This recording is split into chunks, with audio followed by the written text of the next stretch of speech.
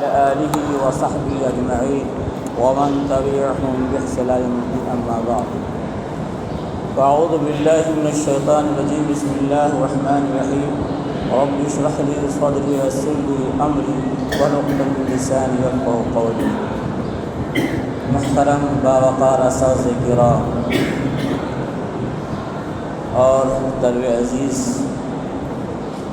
آج کے دن ہم سب کے لیے بڑی مسرت کا دن ہے اور ادارے کے لیے خوشی کا وقت ہے اور نیک فعلی لینے کا وقت ہے. ایک علمی سفر کا ایک بڑا حصہ ہے، شاید کہ ہمیں اس کی اہمیت کا بھی اندازہ نہ ہو. ویسے تو الحمدللہ آپ تمام حضرات کے سامنے حضرت مولانا حماد نبوی صاحب دام برکاتہم نے بڑی تفصیل کے ساتھ صحافت کی تاریخ بھی بتائی، کردار بھی بتایا، اہمیت بھی روشنی ڈالی. آج سوشل میڈیا کا دور ہے، اس دور کے اندر یہ نہیں سمجھنا چاہیے کہ شاید کہ تحریر کی اہمیت کم ہو گئی. ایسا کچھ نہیں ہے، بلکہ دوسرے زمانے کے مقابلے میں، پچھلے زمانے کے مقابلے میں آج کے زمانے میں تحریر کی اہمیت کچھ دوبارہ ہی زیادہ ہو گئی، کچھ زیادہ ہی ہو گئی ہے.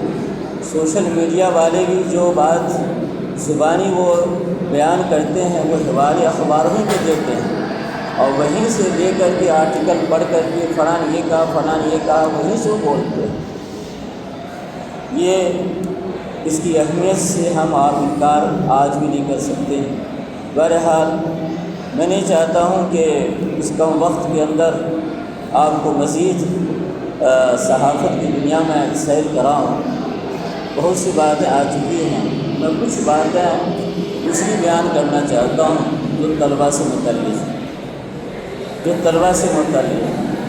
پہلی بات تو یہ ہے کہ اس کا اجرا عمل میں آنا خوشائن بات ہے اور ان طلباء کے لیے بھی خوش نصیبی کی بات ہے جنہوں نے اس پرچے کے اندر اس دیواری پرچے میں مضامین لکھے ہیں.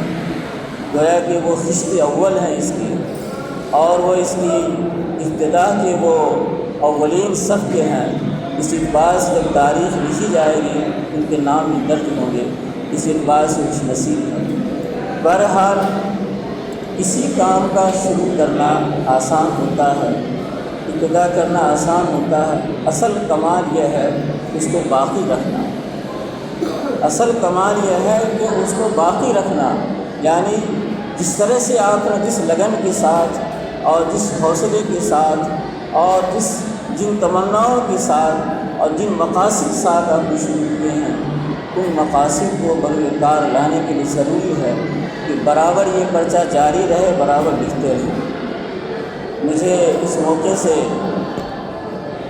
حضرت پروفیسر محسن عثمانی صاحب ندوی دام برکاتہم جو میرے پی ایچ ڈی کے مشرف رہے ہیں، انہوں نے راز مجھ سے کہا، انہوں نے کہا میں تو برابر واقعی اخبار مضامین برابر نہیں لکھ پاتا ہوں، لیکن ان کا کہنا ہے کہ مسلسل لکھو، مسلسل لکھنے سے اس کا اثر پڑتا ہے، کبھی کبھار لکھنے سے کچھ نہیں ہوتا. یہ بات واقعی ہے. اسی طرح سے پرچہ تسلسل سے آپ نکلتا رہے تو بچوں کے اندر ایک حوصلہ بیدار ہوگا اور یقین ہوگا. جیسے بڑی خوشی کی بات ہے کہ الحمدللہ یہاں پر ہفتہ واری مہاجر کا سلسلہ بڑا شروع ہوا ہے، جس سے طلباء کو فائدہ جو ہوتا ہے وہ ہوتا ہی ہے، اساتذہ کو فائدہ ہوتا ہے کسی بہانے تیاری کر کے محاضرہ دیتے ہیں. سب سے بڑا فائدہ یہ ہے کہ اس پرچے کی اجرا سے اس ادارے کے اندر ایک علمی ماحول بنے گا، پڑھنے پڑھانے کا بڑا اچھا ماحول بنے گا. اس لیے کہ بولنا تو بڑی بات نہیں ہے، لکھنے کے لیے آدمی کو 10 بار سوچنا پڑتا ہے اور اس کو پڑھے بغیر چارہ نہیں لکھنے کے لیے. اس لیے کہ جو آدمی لکھتا ہے وہ ایک ریکارڈ بنتا ہے. اس لیے لکھنے کے لیے آدمی کو پڑھنا ہی پڑتا ہے اور جو کچھ لکھ رہا ہے اس کو ہی بار بار پڑھنا پڑتا ہے. اس کے نو کو پلک کو ٹھیک کرنا پڑتا ہے کہ ہم نے کیا لکھا نہیں لکھا، اس کا اثر کیا پڑے گا نہیں پڑے گا. خاص طور پہ اس وقت اس دور کے اندر پھر مجھے ایک مقولہ یاد آتا ہے. میرے موقر استاذ گرامی حضرت مولانا خواجہ سیف اللہ سے رحمہ دامت برکاتہ کا قول یاد آتا ہے۔ انہوں نے ایک موقع سے فرمایا کہ صحافت میں لکھنے کے لیے خاص طور پر دور حاضر کے اندر اور نوجوان فضلاء سے مخاطب ہو کر کہا کہ لکھنا ہے، لکھنے سے رکنا نہیں ہے، لیکن اپنی تحریر کو حالات کے اعتبار سے محتاط بنا کر لکھنا ہے۔ اس طرح لکھنا ہے کہ اپنی بات ہی بن جائے اور پکڑ بھی نہ ہو، دوسرے الفاظ میں کہو جو عام محاورہ ہے کہ سانپ بھی مر جائے لاٹھی بھی نہ ٹوٹے، اس اسلوب کو سیکھنا ہے۔ اس صحافت کی دنیا ہے۔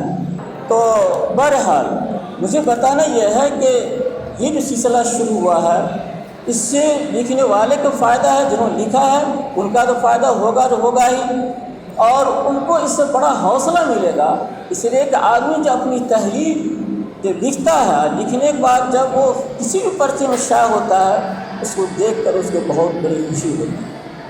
حضرت مولانا خواجہ سیف اللہ السلام دام برکاتہ انہیں کا قول ہے کہ انہوں نے ایک موقع سے فرمایا کہ کسی کے گھر میں جب پہلی ولادت ہوتی ہے کہ ویسے بھی لڑکی کی ولادت ہوتی ہے پورا گھر خوش ہوتا ہے، اور جس کا بچہ ہے اس سے خوشی کا کیا عالم ہے، ظاہر سی بات ہے۔ ٹھیک اسی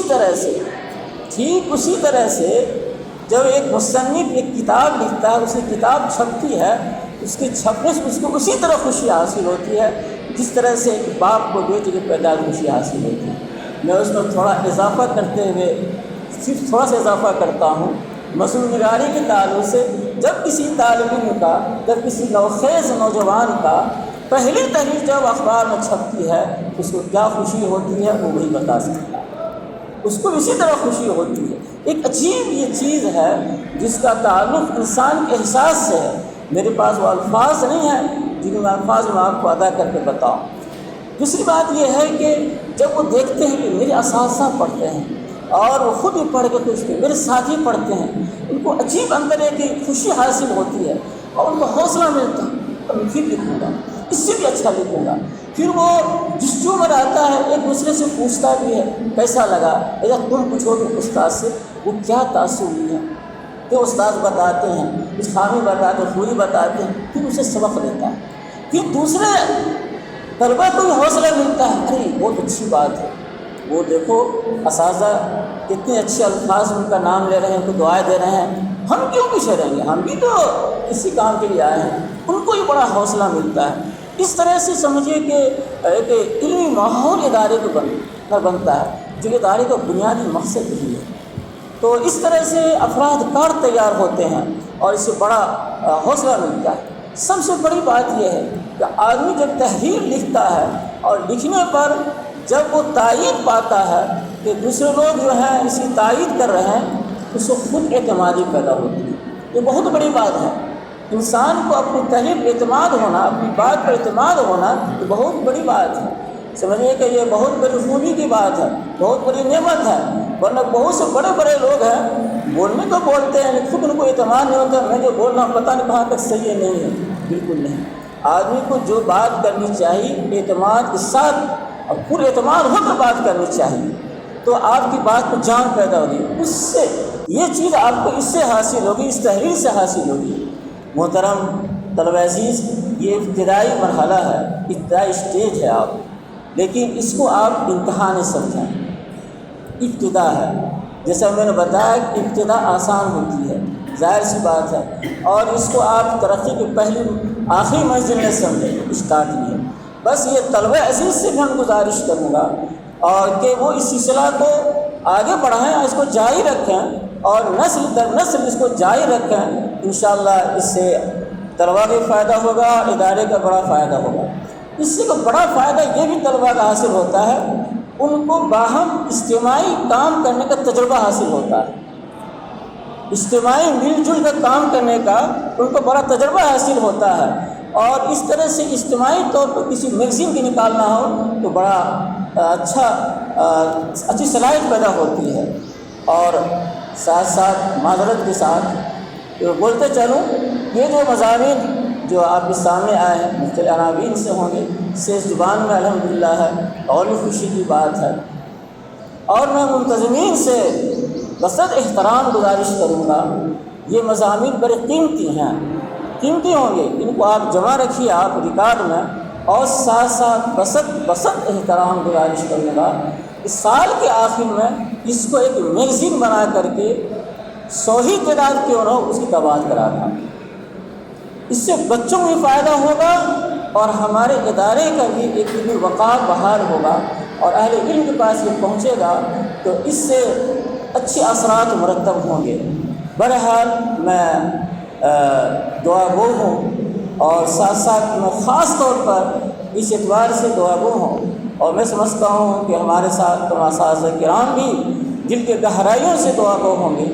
اللہ تعالیٰ اس سنہرے سلسلہ کو اور اس مبارک قدم کو اللہ باقی رکھے، دوام بخشے، اور تسلسل کے ساتھ یہ جاری و ساری رہے، اور اللہ تعالیٰ نظر بس سے اسے ادارے کو بھی بچائے، اس پرچے کو بھی بتائے، اور اللہ تعالیٰ اس ادارے کو اور ان نونہال بچوں کو دین کی خدمت کے لیے اخلاص کے ساتھ قبول فرمائے۔ وآخر الحمد للہ رب العالمین۔